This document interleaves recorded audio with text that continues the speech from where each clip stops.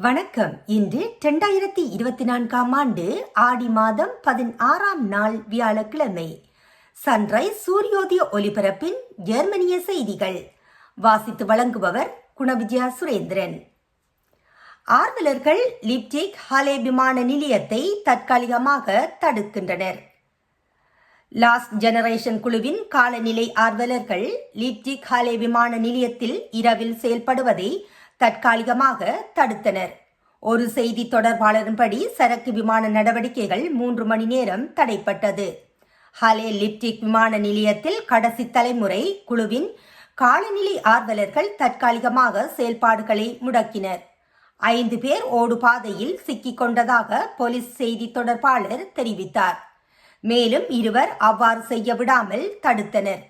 விமான நிலைய செய்தி தொடர்பாளர் ஒருவரின் கூற்றுப்படி சரக்கு விமான நடவடிக்கைகள் சுமார் 12:30 மணியளவில் சுமார் 3 மணி நேரம் நிறுத்தப்பட்டு 3:23 மணிக்கு மீண்டும் தொடங்கியது. அதிகாலை 5 மணியளவில் ஆர்வலர்கள் மைதானத்திலிருந்து விடுவிக்கப்பட்டு தார்ச்சாலையில் இருந்து அப்புறப்படுத்தப்பட்டனர். பயணிகள் விமானங்கள் சிறிது தாமதத்துடன் தொடங்கியது. இணையதளத்தின்படி முதல் விமானம் காலை 5:41 மணிக்கு திட்டமிட்டதை விட சுமார் 15 நிமிடங்கள் தாமதமாக புறப்பட்டது. சைபர் தாக்குதலுக்கு பெய்ஜிங்கை பெர்லின் குற்றம் சாட்டுகின்றது. இது நீண்ட காலமாக சந்தேகிக்கப்பட்டது. ஆனால் இப்போது மத்திய அரசு உறுதியாக உள்ளது. 3 ஆண்டுகளுக்கு முன்பு ஒரு கூட்டாட்சி நிறுவனம் மீது ஹேக்கர் தாக்குதலுக்கு பின்னால் சீனா இருப்பதாக கூறப்படுகின்றது. தூதர் வரவழைக்கப்பட்டார். 1989க்கு பிறகு முதல் முறையாக 2021ஆம் ஆண்டில் பெடரல் கார்டோகிராஃபி மற்றும் ஜியோடெசி அலுவலகத்தின் மீது கடுமையான சைபர் தாக்குதலுக்கு சீனா ஹேக்கர்கள் மீது மத்திய அரசு குற்றம் சாட்டியது. அரசின் கட்டுப்பாட்டில் உள்ள சீன சைபர் நடிகர்கள் உளவு நோக்கங்களுக்காக பிகேஜி நெட்வொர்க்கில் ஊடுருவியுள்ளனர் என்பதை இன்று நாங்கள் அறிவோம் என்று பெர்லினில் உள்ள வெளியுறவு அலுவலகத்தின் செய்தி தொடர்பாளர் கூறினார். இந்த கண்டுபிடிப்புகளின் அடிப்படையில் சீன தூதுவருக்கு சம்மன் அனுப்பப்பட்டது. உள்துறை மந்திரி நான்சி பேசர் தீவிர சைபர் தாக்குதல் பற்றி பேசினார். சீன சைபர் தாக்குதல்கள் மற்றும் உளவு பார்ப்பதால் எவ்வளவு பெரிய ஆபத்து உள்ளது என்பதை இது காட்டுகின்றது.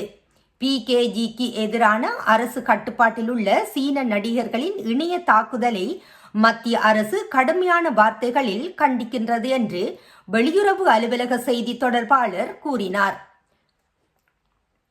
தாமதமான செயலாக்கம் ஏன் முக்கியமானது? நாஜிவதை முகாமில் உள்ள முன்னாள் செயலாளருக்கு எதிரான தீர்ப்பை பெடரல் கோர்ட் ஆஃப் ஜஸ்டிஸ் மதிப்பாய்வு செய்து வருகின்றது. அவர் 2022இல் குற்றவாளி என நிரூபிக்கப்பட்டார். மறு மதிப்பீடு ஏன் இப்போது மட்டுமே நடக்கின்றது? இந்த செயல்முறையின் வரலாறு என்ன? 10,505 வழக்குகளில் கொலைக்கு உதவியதற்காகவும் மேலும் 5 வழக்குகளில் கொலை முயற்சிக்கு உதவியதற்காகவும் டிசம்பர் 2022இல் இப்போது 99 வயதான பிரதிவாதி குற்றவாளி என இர்சேஹோ பிராந்திய நீதிமன்றம் தீர்ப்பளித்துள்ளது. இக்டான்சிக்கின் கிழக்கே உள்ள ஸ்டட்தோஃப் நாஜிவதை முகாமில் இந்த குற்றங்கள் நடந்தன. ஜூன் 1949 மற்றும் ஏப்ரல் 1945க்கு இடையில் அந்த பெண் முகாம் தலைமையகத்தில் ஸ்டெனோகிராஃபராக இருந்தார். கைதிகளை விசைவாயு வீசுவதன் மூலம், முகாமில் உள்ள விரோதமான சூழ்நிலைகள் மூலம், ஆஸ்டிவிட்ஸ் பிர்கெனாஃப் ஒழிப்பு முகாமுக்கு கொண்டு செல்வதன் மூலம் மற்றும் மரண அணிவகுப்புகள் என்று அழைக்கப்படுவதன் மூலம் அவர்களை கொடூரமாக கொலை செய்வதை அவர் விருப்பத்துடன் ஆதரித்தார் என்று நீதிமன்றம் உறுதியாக நம்பியது.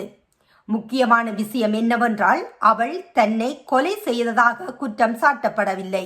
மக்களை சுட்டுக் கொன்றதாகவோ அல்லது முகாமில் எரிவாயு அறைகளை இயக்கியதாகவோ அல்ல.